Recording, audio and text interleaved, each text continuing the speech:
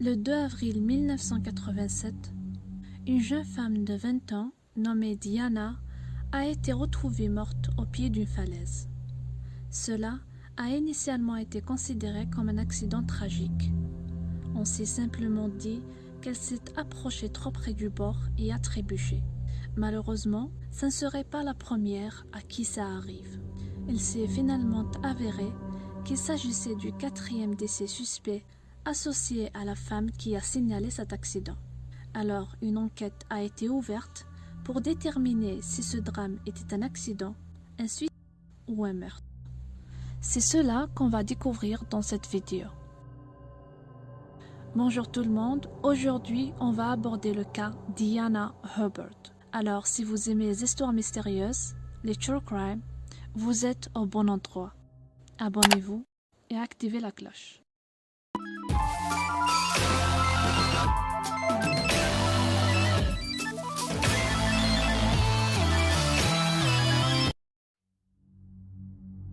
Pour mieux appréhender cette histoire, nous allons revenir un peu en arrière, jusqu'à 1937.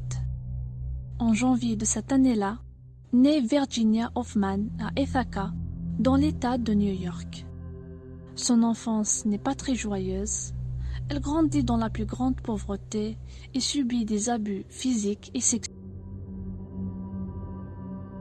Ses premiers pas dans la criminalité commencent à l'âge de 16 ans, lorsqu'elle a incendié la grange familiale.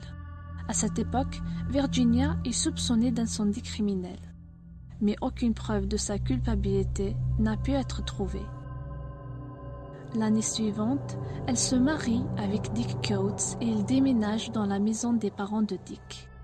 Après qu'elle soit surprise en train de les voler, ceux-ci les mettent dehors.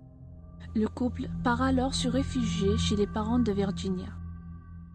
C'est là qu'elle donnera naissance à son premier enfant, Ronald Albert Coates. En janvier 1956, la petite famille emménage dans une maison qu'ils achètent à Newfield, dans l'État de New York. Là, Virginia a de nombreuses relations extra-conjugales et continue de voler. Elle accouche quelques mois plus tard de son deuxième enfant, Jimmy Coates. Pendant l'hiver 58, rebelote, un incendie se déclare et brûle leur maison. Le couple est obligé de retourner vivre avec les parents de Dick. Ce dernier commence à soupçonner sa femme d'être l'auteur de l'incendie.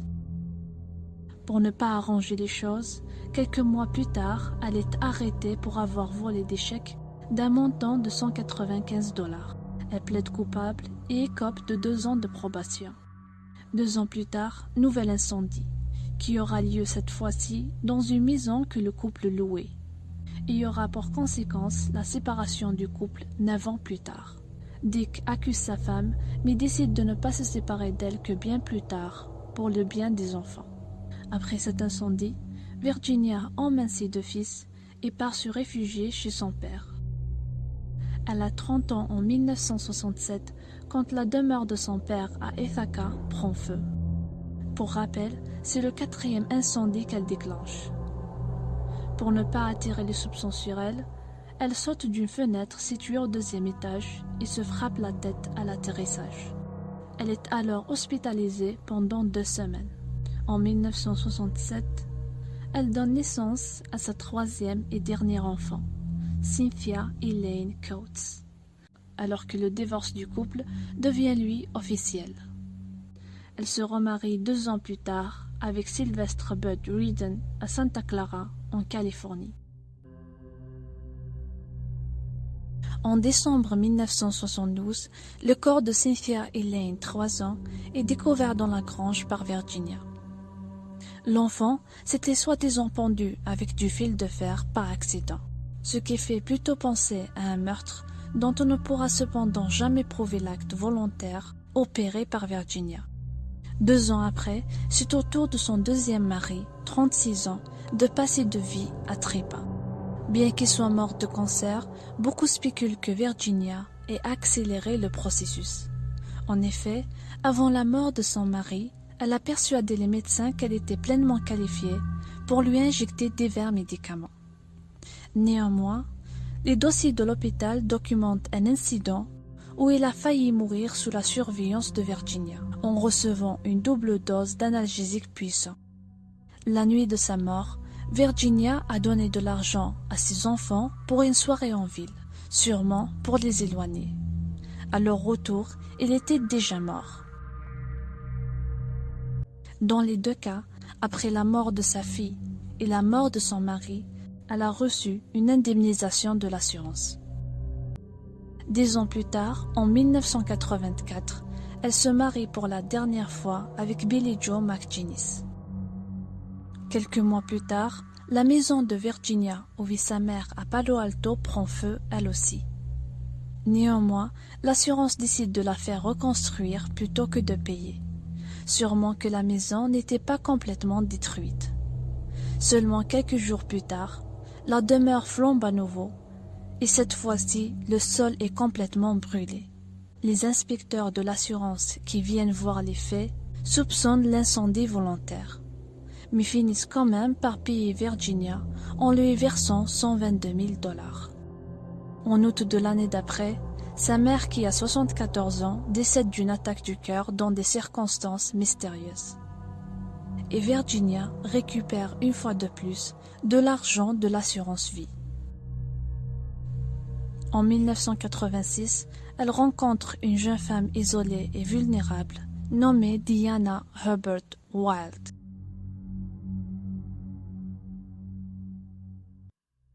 Diana Herbert est née à Louisville, Kentucky en 1967. À 17 ans, elle est tombée amoureuse d'un homme de la marine nommé Jay Wild. 2 ans plus tard, ils se sont mariés et ont emménagé à San Diego, loin de la maison familiale de Diana. Jay était souvent stationné en mer sur l'USS Kitty Hawk pendant de longues périodes. Cela a malheureusement laissé Diana seule dans une ville inconnue où elle ne connaissait pas grand monde. C'est l'une des causes principales de la rupture du couple en 1986. Après qu'ils se soient séparés, elle trouve du réconfort auprès d'une petite famille. En effet, alors qu'elle cherchait un emploi et un appartement, Diana a rapidement emménagé en décembre 1986 avec une certaine Virginia et son mari, Billie Joe McGinnis. Il est intéressant de noter que Virginia et ses enfants étaient originaires de Louisville, dans le Kentucky, la même ville d'où vient Diana. Cette dernière aurait donc pu se sentir très en sécurité et à l'aise avec d'autres personnes qui savaient d'où elle venait. Le 1er avril 1987, Virginia et Bill manipulèrent Diana pour qu'elle souscrive une police d'assurance de 35 000 $. James Coates était le principal bénéficiaire, Virginia et Bill étaient les seconds. Le jour suivant, Virginia et Bill ont soudainement proposé à Diana de faire une promenade côtière à travers Big Sur. Les trois ont pris la route dès le matin et ils ne se sont arrêtés que pour prendre un déjeuner en fin de matinée. Et c'est probablement à ce moment-là que Bill a mis certains de ses antidépresseurs dans la boisson de Diana. Après le déjeuner, ils ont visité les falaises surplombant Seal Beach à Big Sur et arrivés là sur un point élevé, ils ont décidé de prendre un moment pour regarder et apprécier la vue. C'est à ce moment-là que Virginia a proposé à Diana de prendre quelques photos. Alors que cette dernière regardait l'océan depuis un point de vue élevé, les médicaments ont commencé à la rendre somnolente. On peut le remarquer grâce aux photos prises par Virginia qui ont établi une chaîne d'événements quelques instants avant la mort de Diana. La photo la plus accablante de toutes a été prise quelques instants avant que Diana ne soit poussée de la falaise. Sur cette photo, Bill avait passé ses bras autour d'elle et l'avait tournée vers les falaises face à l'océan. Elle n'a montré aucun signe de résistance et était effondrée sur ses bras, clairement désorientée. Sur une autre photo, on peut voir Diana et Bill de dos, tous les deux face à l'océan. Ils sont au bord de la falaise et Bill regarde en arrière vers l'autoroute. Après que Virginia ait pris cette photo, Bill a poussé Diana. Malgré son état, elle a probablement réussi à saisir le bord et à s'accrocher car il y avait des écorchures et des blessures profondes sur le dessus de ses mains et elle avait les ongles arrachés.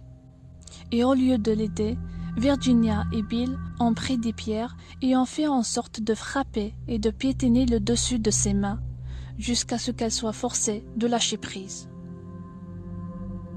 Après qu'il se soit assuré qu'elle était tombée, Virginia s'est prétendument précipitée dans un magasin local pour signaler l'incident. Au moment où les premiers intervenants ont trouvé le corps de Diana, elle avait du sang séché couvrant son visage. Ils ont également pu voir de graves blessures sur le dos de ses mains et de ses doigts. Elle était tombée de 500 pieds et elle est décédée d'un traumatisme crânien. Le shérif présent sur les lieux a interrogé les McGinnis sur place pour qu'ils fournissent des renseignements sur les faits. Ces derniers ont prétendu s'être retournés à la voiture après avoir pris quelques photos et que pendant ce temps, Diana était en train de regarder les vagues s'écraser sur les rochers. Elle appréciait tellement la vue qu'elle ne s'est pas résignée à repartir. Le couple a ensuite déclaré qu'il n'avait pas entendu Diana tomber et qu'elle n'avait pas crié. Selon eux, elle a soudainement et silencieusement disparu. Bill a directement su qu'elle était tombée, car une de ses chaussures bleues à talons hauts gisait par terre. Le shérif décrira plus tard la réaction de Bill et Virginia après la chute de Diana comme étant très calme. Il se rappelle qu'ils n'avaient pas pleuré. Les autorités ont d'abord cru l'histoire du couple à propos d'une chute accidentelle.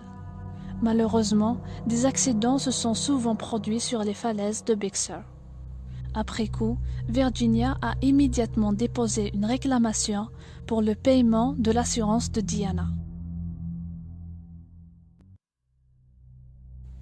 Suite au décès de sa fille, la mère de Diana a tenté de réclamer $2500 à sa propre compagnie d'assurance pour couvrir les frais funéraires. Dans cette optique, elle a contacté un avocat du nom de Stephen H. Kinney pour l'aider à écrire une lettre à la compagnie d'assurance, ce qu'il a consenti à faire gratuitement.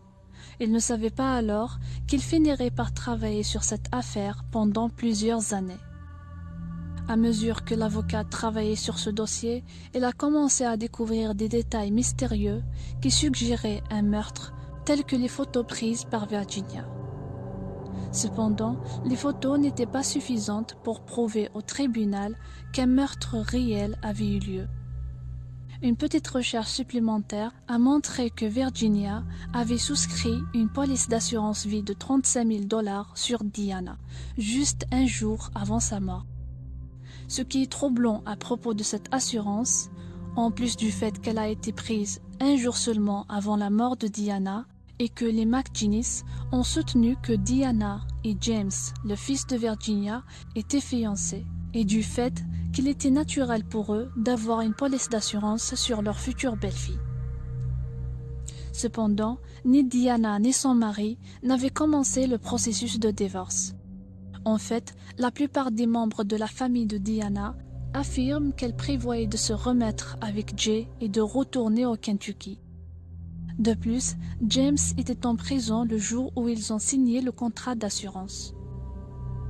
La police avait maintenant un mobile, mais seules les photos comme preuve. C'est là qu'entre en jeu le rapport d'autopsie qui a montré la présence d'un antidépresseur du nom d'Ilaville dans le sang de Diana, pour lequel, bien sûr, elle n'avait pas d'ordonnance. Après une petite recherche, ils ont découvert que c'était Bill qui prenait ce médicament. Ce rapport du coroner a également montré que bien que Virginia et Bill aient déclaré qu'ils n'avaient pas remarqué la chute de Diana, ses faux ongles avaient été cassés et arrachés. Et l'avocat a déclaré qu'il ne pouvait pas imaginer que sa chute était silencieuse compte tenu de la douleur qu'elle aurait ressentie en s'agrippant au point d'arracher ses ongles.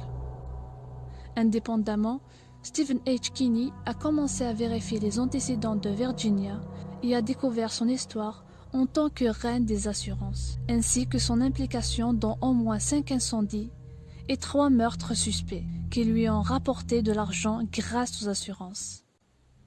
Virginia et Bill McGinnis ont été arrêtés et accusés de meurtre 2 ans après la mort de Diana. Il a fallu 3 jours au juré pour condamner Virginia à perpétuité pour fraude à l'assurance et meurtre au premier degré, tandis que Billie Joe McGinnis était déjà décédée en prison en attente de son procès. Sans preuve suffisante, Virginia McGinnis n'a jamais fait face à la justice pour les 3 autres décès que les autorités soupçonnaient d'avoir été un meurtre.